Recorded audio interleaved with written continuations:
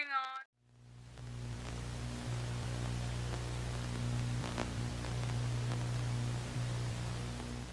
There we go. Hello! And welcome to Hell. Good morning, evening, or afternoon to all who are watching. Let me introduce myself. I am the dark, shadowy figure you see at the corner of your bed.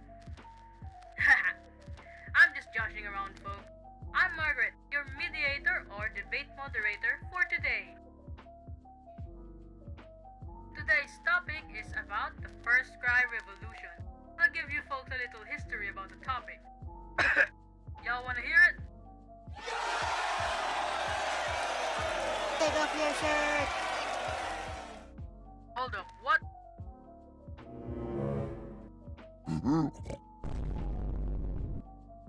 Anyway, the cry is derived from the Spanish El Grito de Rebellion, cry of rebellion, or El Grito for short. The first cry generally signified as the first call for rebellion, the beginning of the Philippine Revolution or the independence of the Philippines from Spanish colonial rule. The rebellion was led by the KKK Supreme Leader Andres Bonifacio. I see we have some fans here. Alright. The cry today is popularly known as the tearing of community tax certificates, cédulas personales, to mark the separation from Spain. The exact place and date of the cry is disputed. From 1908 until 1963, the official stance was that the cry happened on August 26 in Balintawak. But in 1963, the Philippine government declared a shift to August 23 in Pugadlawin, Quezon City. In a nutshell, everybody's confused when and where the tearing of the cedulas happened in history. I shall no longer make you wait, folks. Let's start this debate. Now, the question is, when and where did the first cry revolution happen? It's Balintawak versus Pugadlawin. This should be interesting. Alright, demons. Let's try to keep this PG. No swearing, no insulting of the participants, no using religion to win an argument, and no sucking of each other's souls. I don't know how this keep on happening.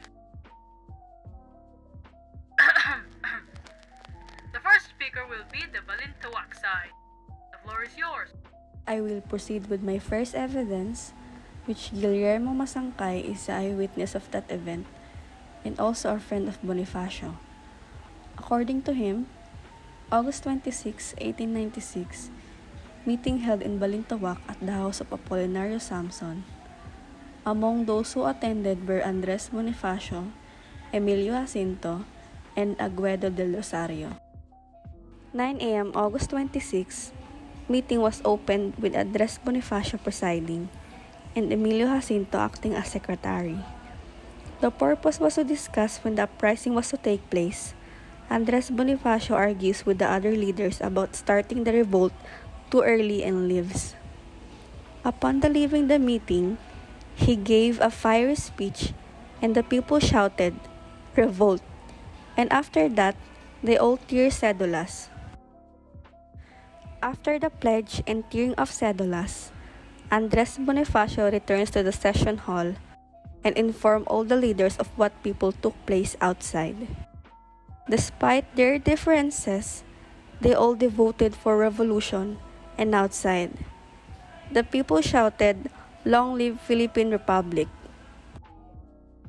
5 p.m., while the gathering at Balintawak were celebrating, guards up in the trees gave a warning that the Spaniards were coming. Andres Bonifacio led them to prepare for the attack by the civil guards. Pugadlawin, it's your turn to present your evidence. As of my evidence, it states the first place of refuge of Andres Bonifacio, Emilio Jacinto, Procopio Bonifacio, Teodoro Plata, Aguedo del Rosario, and Pio Valenzuela was at Balintawak, but it was at Pugadlawin. In the house, the storehouse and yard of Juan Ramos, son of Melchor Aquino, where 1,000 members of Katipunan meet and carried out considerable debate and discussion on August 23, 1896.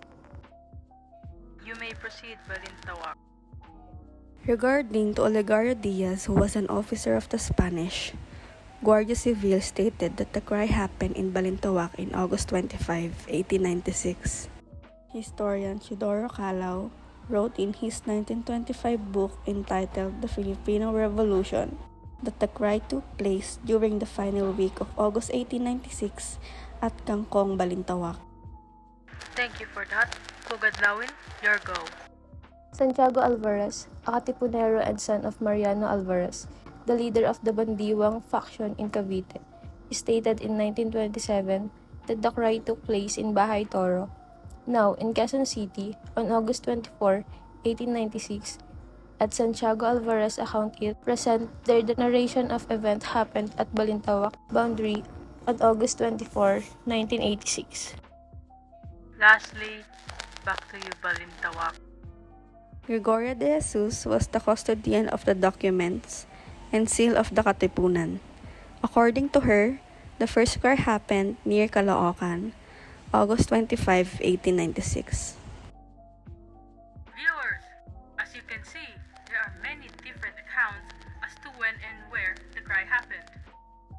Lieutenant Olegario Diaz said that the cry took place in Balintawak on August 25, 1896. Teodoro Calao, in his 1925 book, The Filipino Revolution, wrote that the event took place last week of August 1896 at Kangkong, Balintawak. Santiago Alvarez, son of Mariano Alvarez, leader of the Magdiwang faction in Cavite, stated in 1927 that the cry took place in Bahay Toro on August 24, 1896. Pio Valenzuela, a close associate of Andres Bonifacio, declared in 1948 that it happened in Pugadlawin on August 23, 1896. Gregorio Zaide stated in his books in 1954 that the cry happened in Balintawak on August 26, 1896. Teodoro Agoncillo wrote in 1956 that it took place in Pugadlawin on August 23, 1896 based on Pio Valenzuela's statement. Gregoria de Jesus, the wife of Supremo Andres Bonifacio and the Lakambini of the Katipunan, custodian of secret documents, seals, and weapons, according to her version of the cry, it occurred near Caloocan on August 25, 1896. Accounts by Milagros Guerrero, Emmanuel Encarnacion, and Ramon Villegas claim the event to have taken place in Tandang Soras Barn in Gulod Barangay, Banlat, Quezon City. Part of the confusion is also due to the double meanings of the term Balintawak and Caloocan. Balintawak connects to a place in modern Caloocan and an area which included parts of Quezon City. Caloocan referred to modern Caloocan and also an area which also include Quezon City and modern Pasig. Pugadlawin, Pasong Tamo, Kangkong, and other specific places were all in Greater Balintawak, which was in turn part of Greater Caloocan. So, which side are y'all gonna take? Balintawak or Pugadlawin? It's all your decision, dear viewers. See you next broadcast. Goodbye and thank you.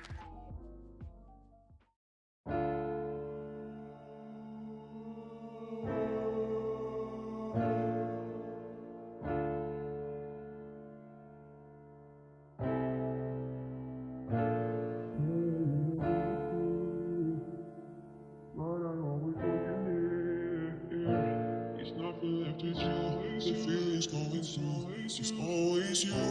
It's always you. It's always you. It's always you. It's always you. It's always you. It's always you.